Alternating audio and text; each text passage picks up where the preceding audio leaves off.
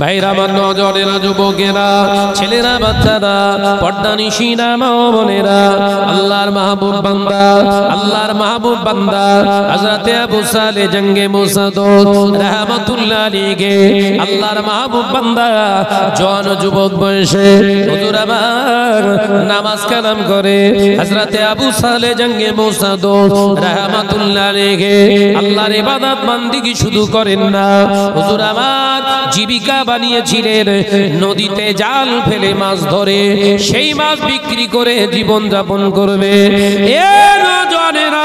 যুবকেরা ছেলেরা বাচ্চারা এই ঘটনা আপনারা জানেন। হযরতে আবু সালে জঙ্গে মুসা দোস্ত রাহমাতুল্লাহ আলাইহি নদীতে সারা দিন জাল ফেলে ফেলে জোহরের নামাজটা আদায় করলেন নদীর ধারেতে, আসরের নামাজটা আদায় করলেন নদীর ধারেতে। আসরের নামাজ আদায় করে হুজুর আর দাঁড়িয়ে থাকবে এতটা শক্তি নাই, কারণ সারা দিন জাল ঘাপিয়েছে ক্ষুধার তাড়নায় আর নিজেকে ধরে রাখতে পারেন না। হুজুর তবুও নিজেকে একটু সামলে মনে মনে চিন্তা করলেন আবু সালে জঙ্গে মুসা দোস্ত রাহমাতুল্লাহ আলাইহি বিসমিল্লাহ আল্লাহু আকবার বলে নদীতে এক খেপ জাল ফেলে দিয়েছে। এক খেপ জাল শেষ খেপ আর ফেলবো না এই নিয়েতে এক খেপ জাল ফেললেন। ওই জাল ফেলার পরে দেখতে পাওয়া যায় হযরতে আবু সালে জঙ্গে মুসা দোস্ত রাহমাতুল্লাহ আলাইহি জালেতে একটা পাকা ফল আল্লাহ উঠিয়ে দিলে। একবার জোরে হবে না? পাকা টসটসে ফল, সারা দিন খাওয়া নেই, ও কেউ রাখবে বলে মনে কথা বলে? পাকা টসটসে একটা আপেল ধরে, কি একটা টসটসে একদম পেয়ারা, নদীর পানি থেকে জালে উঠে এসছে, সারাদিন খাওয়া নেই, রোজা নয় এমনি খাওয়া নেই, ও ছেড়ে দেবে বলে মনে? এমনি বৈশাখ মাসে জলসা করে ফিরছি, দেখি যে আম গাছে রাত 2:30টার সময় নাড়া দিয়ে আম পেটতেছে, যেমন মনে হচ্ছে ওর বাপের গাছ। জিজ্ঞাসা হচ্ছে কি বলে ভাইজান জলসায় গিয়েছিল, জলসা আম গাছে কেন? বলে পাকা আমগুলো পেড়ে নিয়ে যাচ্ছে, যেমন মনে হচ্ছে ওর বাপের গাছ। হযরতে আবু সালে জঙ্গে মুসা দোস্ত রাহমাতুল্লাহ আলাইহি ক্ষুধার তাড়নায় ভুলে গিয়েছে এটা কারুর গাছের কিনা, এই চিন্তাটা ভুলে গেল। কি করলেন? বিসমিল্লাহি ওয়ালা বারাকাতুল্লাহ, এক কামড় নিয়ে ফেলেছে, আর এক কামড় গালের ভিতরে চিবিয়ে ঢোকটা গিলেছে, আর সেই মনে পড়ছে এ তো লোকের গাছের ফল। একবার জোরে বলবেন না? আপনি ইমানদার তখনই মনে হবে যখন অপরের সম্পত্তি আপনি অন্যায়ভাবে আপনি দখল করছেন, নিচ্ছেন, কারোর জিনিস চুরি করে নিচ্ছেন, আপনার বিবেক কথা বলছে না, তাহলে জানবেন আপনি ইমানদার না। কথা বুঝতে পারেন? আলোচনা বুঝতে পারতেছেন? কারোর থেকে ঝেড়ে পকেট মেরে কিংবা ফাঁকি দিয়ে টাকা ইনকাম করছেন, কিন্তু আপনার মনে কিচ্ছু হচ্ছে না, জানবেন আপনার ভিতরে ঈমান নেই। বোঝাতে পেরেছি না? একদম সূক্ষ্ম কথা, খুব ফার্স্ট ক্লাস ভাবে বুঝিয়ে দিচ্ছি। কারুর কাছ থেকে অন্যায় ভাবে কিছু নিচ্ছেন, কিংবা কারুর উপরে জুলুম করছেন, কারুর উপরে তোহমত দিচ্ছেন, মিথ্যা কথা রটিয়ে দিচ্ছেন, কিন্তু আপনার মনে কোনো সংকোচ অনুশোচনা কিচ্ছু নেই, জানবেন আপনার ভিতরে ঈমানই নেই।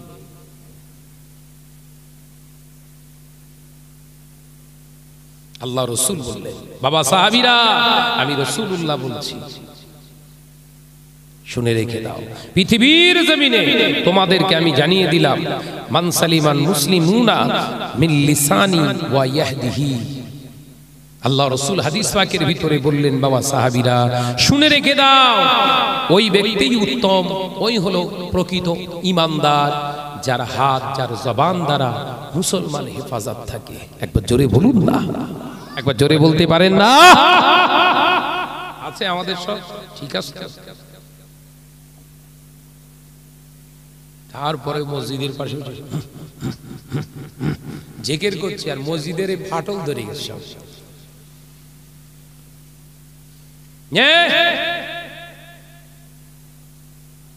বিশ্বনবী সরকারে দু আলম শেখাচ্ছে, হযরত আবু সালে জঙ্গে মুসা দোস্ত রাহমাতুল্লাহ আলাইহি ফলটা কামড়ে বিবেকে ধাক্কা লেগে গেছে।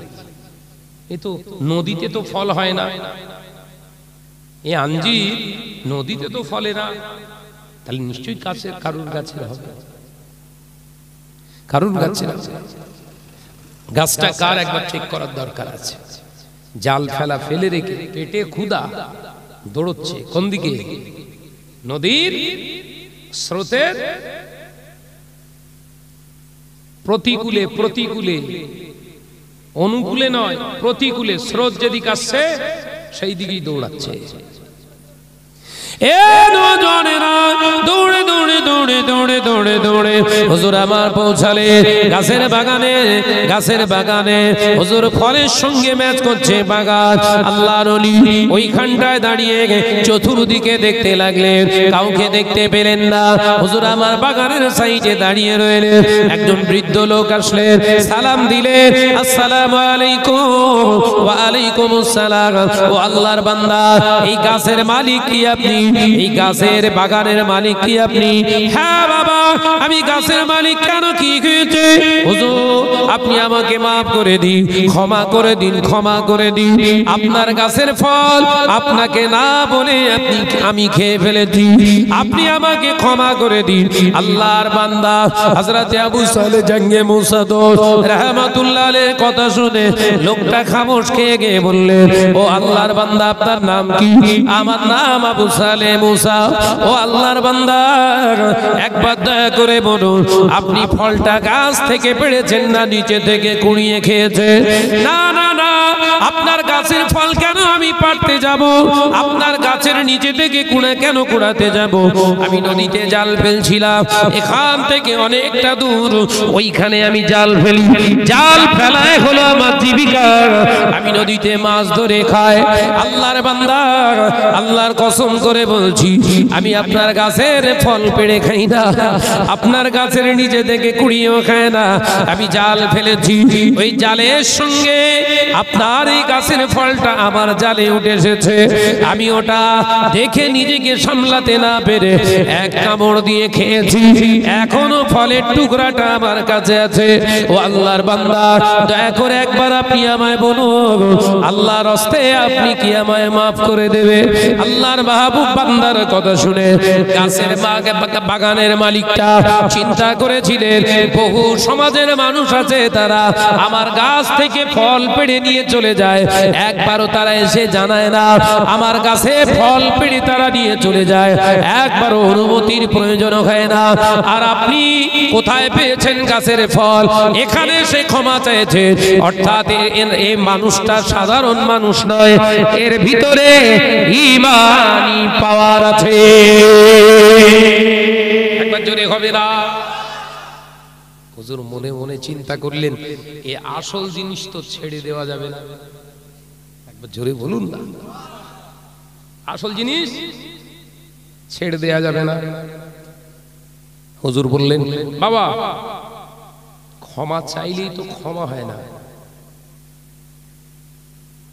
ক্ষমা চাইলেই ক্ষমা হয়? আমার ক্ষমা করার যদি মন না থাকে আপনি ক্ষমা পাবেন না? হুজুর কাঁদছে।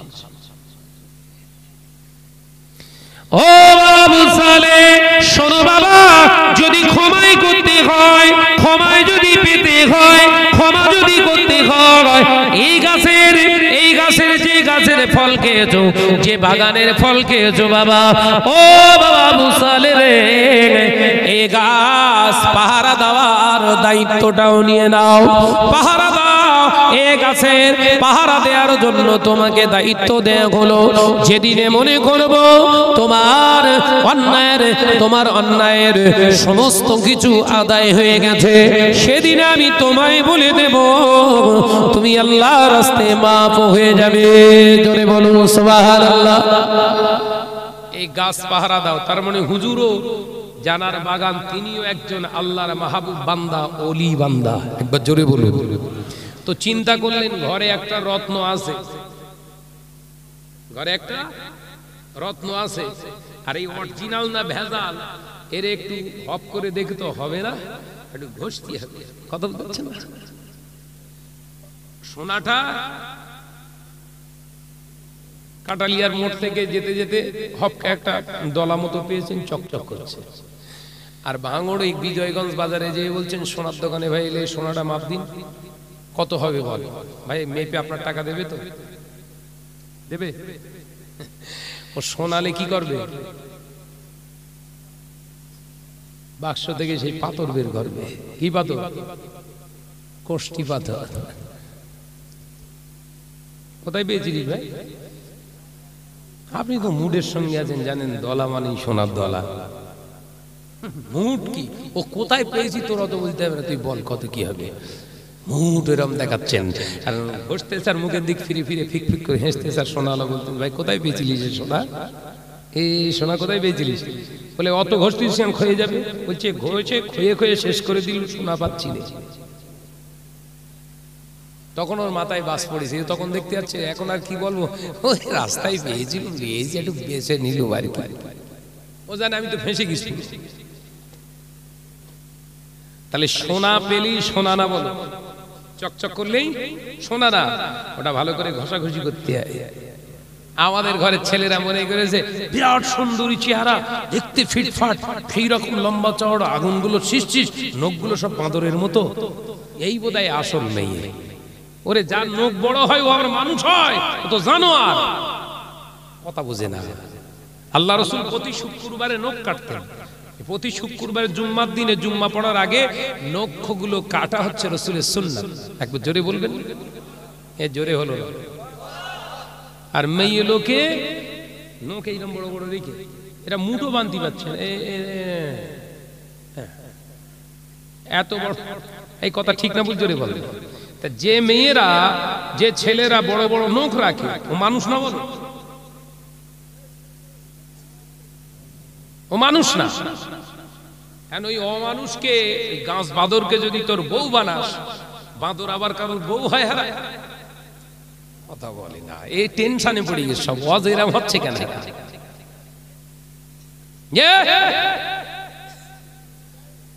মেয়ের মুখ দেখার আগে পা দুটো দেখো আর হাত দুটো দেখো, ও ভদ্র কিনা বোঝা যাবে।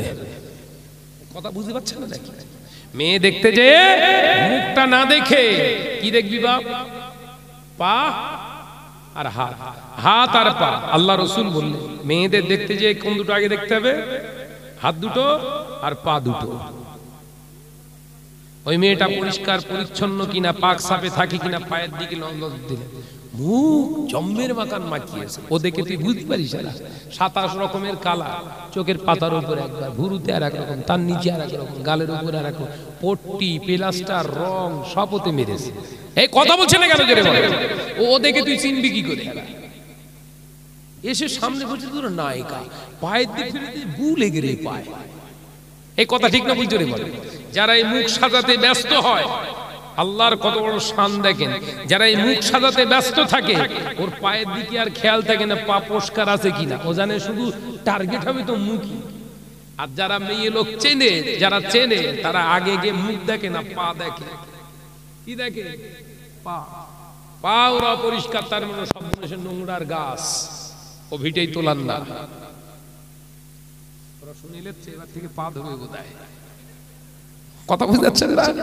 যে আমার নজনেরা যুবকেরা, ছেলেরা, বাচ্চারা ভালো করে বোঝো। হযরত আবু সালেহ জানলে অসুবিধা হচ্ছে না তো বাপ? ঠান্ডা লাগে?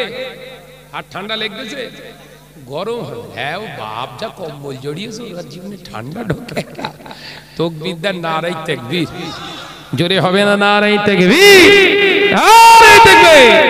মহব্বতের সঙ্গে দরুদ আল্লাহুম্মা।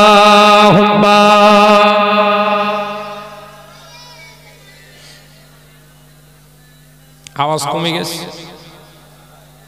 প্যান্ডেল ভর্তি লোক, আর দরুদ শরীফ যেন এক কোণ থেকে আসছে, চতুর্দিক থেকে একই আওয়াজ তোলো, আল্লাহুম্মা সাল্লি আলা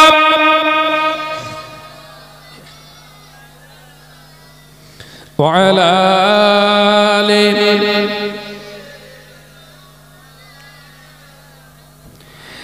হে রাসূল তোমার জন্যে মন কাঁদে, আখি কাঁদে, ভুবন কাঁদে, শুধু বেদনা মনেরই কোটরে বাসা বাঁধে ওগো রাসূল তোমার জন্যে মন কাঁদে আখি কাঁদে ভুবন কাঁদে আল্লাহুম্মা সাল্লি আলা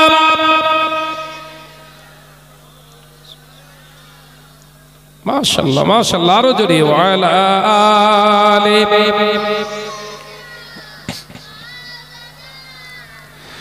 তুমি এলে তাই মদিনায় আলো হলো সারা ভুবনময় জোরে হলো না নারে তাকবীর তুমি এলে তাই মদিনায় আলো হলো সারা জগৎময় শুধু তুমি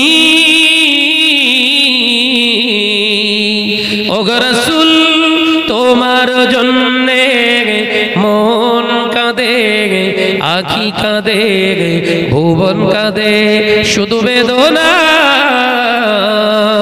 মনেরই কোটরে বাসা বাঁধে ওগো রাসূল তোমার জন্যে মন কাঁদে আখি কাঁদে ভুবন কাঁদে আল্লাহুম্মা সাল্লি আলা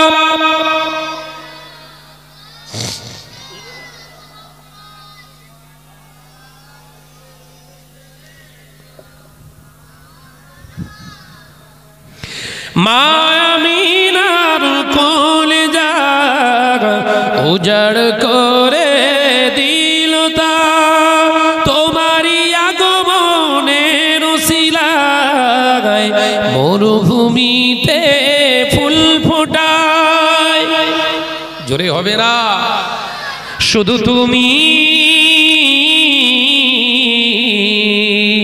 ওগো রাসূল তোমার জন্যে মন কাঁদে আখি কাঁদে ভুবন কাঁদে শুধু বেদনা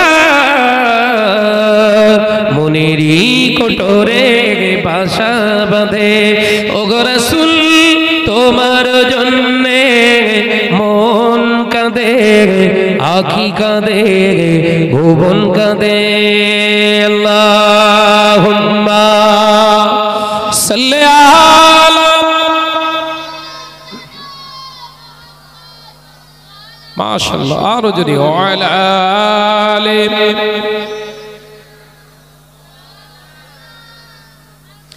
ও নজরেরা যুবকেরা ছেলেরা বাচ্চারা হযরত আবু সালে জঙ্গে মুসা দোসরা রাহমাতুল্লাহ আলাইহি পেয়ে একটু ঘষাঘষি করা একবার টেস্ট করার দরকার আছে হুজুর আমা বললেন ও বাবা আবু সালে ক্ষমা যদি পেতে যাও তুমি এই বাগানের পরিচর্যা করো বাবা যেদিনে আমি মনে করব তোমার maaf করে দেব সেই দিনে তুমি ক্ষমা পেয়ে যাবে হুজুর বললেন হুজুর আপনি একবার দয়া করে বলুন আমার পাহারা দেওয়াটা যদি আমার আখিরাতের জন্য মাফি হয়ে যায় হুজুর আপনি maaf করে দেবেন আল্লাহর ওলি বললেন বাবা আবু সালেহ আগে দায়িত্ব পালন করো হুজুর আমার এক কামড় ফল খাওয়ার কারণে পাহারাদারের দায়িত্ব মেনে নিলে ইমানদারের এটাই পরিচয় ত্রুটি হলে মেনে নেবে ইমানের নূর এখানে বোঝা যাবে কোন একটা ভুল করে ফেলেছেন আপনার ভুলটা ধরে দিয়েছে আপনি মেনে নিলেন রাসূলুল্লাহ বললেন আপনার ঈমান আছে একবার জোরে বলুন একবার জোরে হবে না আপনি অন্যায় করে ফেলেছেন একজন ধরে দিয়েছে না আমি করিনি জানিস রাসূলুল্লাহ বললেন এর ভিতরে ঈমানের কমতি আরে মার খাবে বুঝতে পারে না কলা বুঝতে পারে ভাই তোর এটা অন্যায় ঠিক হয়েছে এরকম আছে না নেই কথা বলে না কেন যেন সব ফেরেশতা বই রয়েছে আছে না নাই অবনত হয়ে থাকুন যদি কেউ আপনার ত্রুটি ধরে দেয় ভুল ধরে দেয় আপনি চুপ করে যান হ্যাঁ ভাই হতে পারে আল্লাহ রাসূল বললেন যে অন্যায় ভুলটাকে মেনে নিয়ে শুধরে দেওয়ার চেষ্টা করে নিজের জীবনে, ওই ব্যক্তি নাজাত পেয়ে যাবে। একবার জোরে বলুন সুবহানাল্লাহ, একবার জোরে বলেন না। ছোট বাচ্চা যদি আপনার ভুল ধরে, লজ্জা পাওয়ার কোনো কারণ নেই, স্বীকার করে হতে পারে কিছু, আমার জানা নেই। হ্যাঁ, কিছু নামাজি মুসল্লি আছে, মসজিদে গেলে চাচার দাড়ি পেকে একদম সাদা, মসজিদের বসে ঘুসঘুস ঘুসঘুস করে কথা বলছে। একটা নজওয়ান যুবক ছেলে নামাজি হয়েছে অল্প দিন, ও গিয়ে ওই কথা বলা দুটো ব্যক্তিকে বলছে, নামাজি মুসল্লি তখন বলছে, অত পাকা ধোনা কেন তুমি? এরম বলে না, বলে না। মসজিদে এসে এসে আমার কপাল দাগ হয়ে গেলে দাড়ি সাদা না, দাড়ি দেখা সাদা হয়ে গেছে, তুমি আবার এখানে হাদিস। চুপ করেছে, কারণ জানে শাহনাজ ভাই বলেছে রাসূলুল্লাহর হাদিস, মসজিদের ভিতরে কথা বলা সম্পূর্ণ শরীয়ত বিরোধী, মসজিদের ভিতরে কথা বলা যাবে না। ওই জন্য কথা বলি, ইশারায় বললেন বেশি বলো তো। মসজিদে এসে এসে দাড়ি পেকিয়ে ফেললাম, তুমি আমার পাকা মারাচ্ছ, চুপ করো। কথা বুঝতে পারছেন না? আমি পিছনে বসে রয়েছি জুম্মাতে, বুঝতে পারছেন, যখন ছেলেটার এরকম ঝাপটা মেরেছ তো, দুটো মুসল্লি একসঙ্গে বাঘের মতো পড়ে গেছে একদম। আমি বাইরে বেরিয়ে এসে চুপ করে দাঁড়িয়ে রয়েছি নামাজ শেষে। তোদের আজকে পাকা বুড়ো, তোদের আজকে বেগুন পোড়া করে ছাড়বো। নিচে নেমে এসে চুপ করে দাঁড়িয়ে রয়েছি, বেরো। বেরিয়েছে, দুটো বুড়োই দেখি যে পা বের করার সময় বাম পা বের করতে চাই। কথা বুঝাচ্ছে? বের করছে। ইগো মসজিদে উঠতে হয় কি করে জানো না, নামতে হয় কি করে? কেন মানুষ ভুলে গেলেন? ভুলে গেলেন, বুঝতে পারবেন? মসজিদের ভিতরে কথা বলছিলেন, ওকে তম্বি করছিলেন কেন? দেখো দেখো বাবাজি, আমাদের বোঝাচ্ছে কথা বলা যায় না, কথা বলছে না, এরকম করছে। কত বড় পাকা ছেলে! হ্যাঁ, আপনাদের থেকে পেকে গেছে ও। আপনারা মুসল্লি দাড়ি পাকা, নামাজে পাকা না। কেন কেন মৌলানা সাহেব? না, মসজিদের ভিতরে কথা বলা শরিয়ত ছাড়া দুনিয়ার কথা বলা হচ্ছে হারাম। আপনি কি করেছেন তাই তো জানিনি তো, তাহলে জানেন এই বললে পাকা দেখাচ্ছিলে, পাকা ওর পেছনে আমি বসেছিলাম তো। দাড়ি পেকে কি করেছো বা? ও তো পুরো মসজিদ পচিয়ে রেখে দোস্ত। না, তাহলে তো ভুল হয়ে গেছে। ওই ছেলেটা যে আজকে কষ্ট পেল আপনাদের থেকে, ও যদি অন্তর থেকে আপনাদের ক্ষমা না করে, সব নামাজ জাহান্নামায় যাবে। জান, ওই ছেলেটাকে নামাজ পড়ে বেরোলে বড় তুই কি নতেশ্বর ভাই, আমার ভুল হয়ে গেছে, করছি তুই ঠিক। এরম হচ্ছে না, হয় না সমাজে? আল্লাহ রাসূল বললেন ওই ব্যক্তিটা নাজাত পেয়ে যাবে যে নিজের ত্রুটিটাকে মেনে নিয়েছে। হ্যাঁ, আমার অন্যায় হয়েছে, ভুল হয়ে গেছে, আল্লাহ রাসূল বললেন নাজাত পেয়ে যাবে। একবার জোরে বলুন সুবহানাল্লাহ। হযরত আবু সালে জাঙ্গে মুসা কি বললে? হ্যাঁ, ফল আমি খেয়েছি, আমার অপরাধ, ফল আমি খেয়েছি, আমার অপরাধ, মেনে তো আমাকে নিতেই হবে। আপনি যদি আমার লাইফটাই বাগানের পাহারা দেওয়ার কাজে নিয়োজিত করে দেন দেন, কিন্তু আখিরাতে আর দাবি রাখলে হবে না। একবার জোরে বলুন না। আর দুনিয়া ও মাজরাতুল আখিরাত, আল্লাহ রাসূল বললেন দুনিয়াটা ঈমানদারদের জন্য আখিরাতের সঞ্চয়ের ক্ষেত। একবার জোরে বলবেন। দুনিয়ায় যা হয়ে যায় যায়, 2 ঘা মারার দরকার, 10 ঘা মারার দরকার, মেরে নেন, কিন্তু আখিরাতে দাবি রাখলে হবে না। কারণ দুনিয়াটা আমার জন্য খুব সংকীর্ণ ছোট জায়গা, আখিরাতটা আমার অনেক বড় জায়গা। এই ছোট জায়গার জন্য অনন্তকালের জিন্দেগিটা আমি শেষ করতে চাই না। এটা হচ্ছে ঈমানি লক্ষণ। একবার জোরে বলুন। 5 টাকার জন্য মিথ্যা সাক্ষী দাও, 1 কাপ চায়, এরকম হচ্ছে না, হয় না? ঈমান নেই। ভাইরা নওজওয়ানেরা, যুবকেরা, হযরতে আবু সালে জঙ্গে মুসা রাহমাতুল্লাহ আলাইহি হুজুর আবাগান ওই সময় পানা দিতে লাগলেন, কিন্তু হুজুরের নেকাটা কি, বাড়িতে আমার কন্যা আছে, কন্যা আমার ফাতেমা উম্মুল খায়ের ফাতেমার জন্য উপযুক্ত ছেলে আমি পাই না, তবে আমার মনে হয় এই ছেলেটা এখন উপযুক্ত ছেলে, তাই একে একটু মেজে ঘষে দেখতে হবে আসল না নকল। আর আমাদের সব মেজে ঘষে দেখতে জন্মের দেখা দেখতে, ছেলে দেখতে যে জিজ্ঞাসা করছে মেয়ের বাপ, খোকা তোমার নাম কি? আচ্ছা পর বিয়ের পরেও জানলে অসুবিধা আছে না? বিয়ে হয়ে যাওয়ার পরে যদি জানে ওর নাম, অসুবিধা হবে? গোনা হবে? কিন্তু না, গিয়া খোকা তোমার নাম কি? মোহাম্মদ শাহনওয়াজ মন্ডল। তোর আব্বা কি করে? তার মানে ওর বাপের সঙ্গে বেঁধে এরম জিজ্ঞাসা করে না? করে খোকা তোমার বাপের ক বিঘে আছে সম্পত্তি? এসব অবান্তর প্রশ্ন, প্রয়োজন নেই এসব জিজ্ঞাসা করে। জিজ্ঞাসা দেখতে যে জিজ্ঞাসা করুন। কচি একটা পুরুষ বিয়ে করতে গেলে কটা শর্ত লাগে বলতো? ও বিয়ের উপযুক্ত কিনা একটা কথাই বোঝা যাবে। কথা বুঝতে পারছেন? ও বিয়ের উপযুক্ত কিনা এক কথায় বোঝা যাবে। জিজ্ঞাসা করো গিয়ে যে একটা পুরুষকে বিয়ে করতে গেলে কটা শর্ত লাগে বলতো বাপ? ও যদি বলতে না পারে এক চান্সে ধরে নেবেন ও বিয়ের উপযুক্ত না। কথা বুঝতে পারছেন? ভাইরা, নওজওয়ানেরা, যুবকেরা, ছেলেরা, বাচ্চারা, হযরতে আবু সালেহ জঙ্গে মৌসাদ রাহমাতুল্লাহ আলাইহি হুজুর আমার একটানা 7 থেকে 8 বছর তিনি থাকলেন। এই 7-8 বছরে হুজুরের চাল চলন, কথাবার্তা, ওঠা বসা সমস্ত কিছু লক্ষ্য করলেন। লক্ষ্য করার পরে 8 বছর পরে হুজুর বললেন, ও বাবা আবু সালেহ জঙ্গে মৌসাদ, আমি মনে করছি তোমাকে ছেড়ে দেব, আর তোমাকে রাখবো না। তোমার সমস্ত ত্রুটিগুলো আমি মাফ করে দিতে চাই। তবে বাবা আবু সালেহ, আমার একটা উপকার কি তুমি করবে? কি উপকার বলেন হুজুর? ও বাবা আবু সালেহ, আমি তোমাকে পরীক্ষা করে দেখেছি, তোমার নামাজ কাজা নাই, তোমার তাহাজ্জুদ কাজা নাই, প্রতি রাতে তাহাজ্জুদের নামাজ পড়ো বাবা।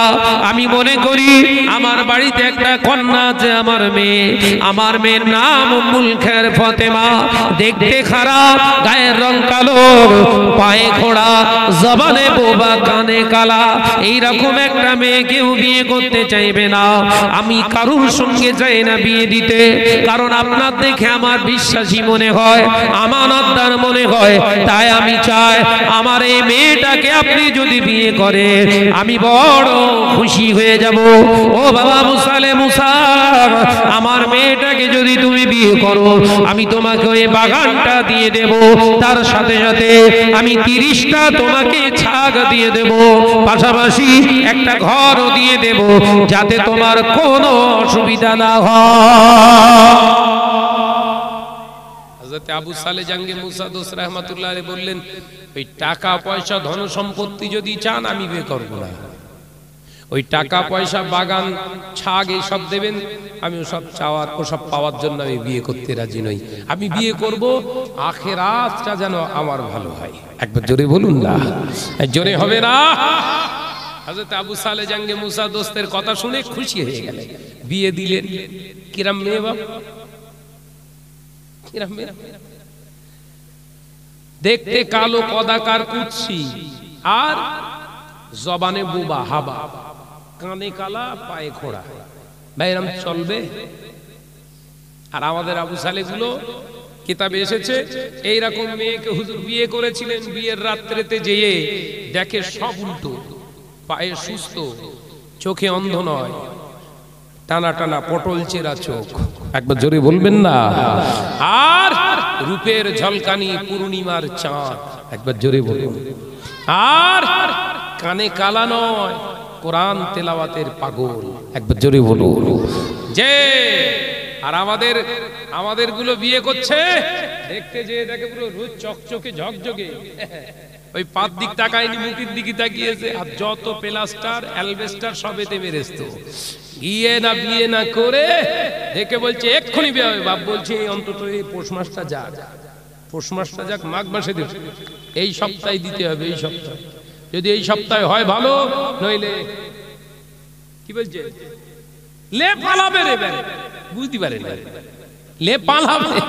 যে বাপ দেখলো ইজ্জতের ব্যাপার, দেবে পড়া, ব্যাস ওই সে দেখে এসছে প্লাস্টারওয়ালা, আর বিয়ের রাত্রে গিয়ে সে প্লাস্টার সব ধুয়ে ফেলেছে তো, চুন চুড়কি টুড়কি সব বেরিয়ে গেছে তো, কথা বোঝা যায় না যে প্লাস্টার চুন চুড়কি টুড়কি সব বের করতেছ তো ধুয়ে বসে আছে, গিয়া চিনতে পারে তুমি এখানে কেন, তুমি এখানে মানে পাকামো হচ্ছে রেজিস্ট্রি হয়ে গে তোমার একদম সাইজ করে ফেলবে। এই কথা ঠিক না ভুল জোরে বলে যে, আর আবু সালেহ জাঙ্গে মুসা দোস রাহমাতুল্লাহ আলাইহিম শুনলেন দেখলেন না, একবার জোরে বলবেন না, শুনলেন দেখলেন না কেন? ইমানদারের বলাটাই হচ্ছে বিশ্বাস, একবার জোরে বলুন, জোরে হবে না। বাসর ঘরে যে দেখছে সালাম দিয়ে রূপের ঝলকানি পূর্ণিমার চাঁদের মতো চকচক করছে, জবান দিয়ে সালাম দিয়েছেন, জবানের সালামের উত্তর মধুর মতো কণ্ঠস্বর, একবার জোরে বলুন। কানে কালা হলে শুনতে পাবে, শুনতে পেয়েছে, জবান দিয়ে কথা বলেছে, চোখ দিয়ে দেখে এসে দরওয়াজা খুলে দিয়েছে, রূপের ঝলকানি, আল্লাহু আকবার বলে চিৎকার মেরে দৌড়াচ্ছে। শ্বশুরের কাছে বলছে আসসালামু আলাইকুম, সর্বনাশ কে হয়ে গেছে, সে বেগানা নারীর মুখ দেখে ফেলেছে, আবার বোধহয় যাবে, আবার বোধহয় যাবে, এই তো 7-8 বছর শেষ, এবার বোধহয় গর্দানটা চলে যাবে। হযরত আবু সালেহ জাঙ্গে মুসার কথা শুনে আল্লাহর মাহবুব বান্দা মুচকে হেসে বললেন, বাবা তোমার টেনশন নেই, যে মহিলাটার মুখ তুমি দেখেছো ওটা বেগানা নারী নয়, ওটাই হলো আমার উম্মুল খায়ের ফাতেমা। জোরে হবে না? আমাদের ছেলেরা আপনার বিয়ে করে গেছে, জোড়ে গিয়ে যে আপনার ঘরে বসতে দিয়েছে, ওই ঘরে সে বইয়ের জায়গায় অন্য একটা ভাবি বসে রয়েছে, দেখতে শুনতে ভালো, মজ্জেনোর ভেতরে যে আর বেরোতে যায় না, হ্যাঁ ও বউ না তোর, বল না না হোক বিরা, চরিত্র দেখে। আল্লাহ হেফাজত করেন, বলুন আমিন, জোরে বলেন আল্লাহুম্মা আমিন। এ নজরেরা মুরব্বিয়ান গণেরা শুনে রেখে দিন, জেনে রেখে দিন, আমি আপনাদের নিয়ে আলোচনা বোঝাতে চেয়েছিলাম ইসলামের ভিতরে আমাদের আদর্শ আল্লাহ পাক দিয়েছে, ইসলামের ভিতরে যে আদর্শ গুণগত বুনিয়াদ আল্লাহ পাক আমাদের দান করেছে, পৃথিবীর কোন ধর্মের ভিতরে পাওয়া যায় না, এটা আমাদের ধর্মের ভিতরে আছে।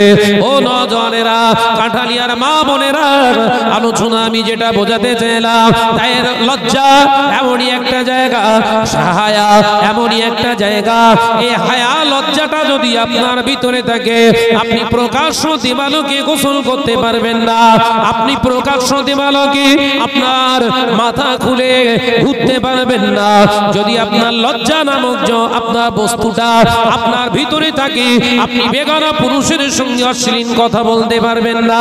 যদি এগুলো না থাকে, জানবেন এটা অন্য কিছু নয়, এটা আপনার ঈমান দুর্বলতার বড় একটা কারণ, আর ঈমানের দুর্বলতার সুযোগ নিয়ে আপনাকে শয়তান পাপাচারে লাভিয়ে দেবে। লজ্জা, ওই জন্য লজ্জা সম্পর্কে একটুখানি আমি আপনাদেরকে বুঝিয়ে দিলাম।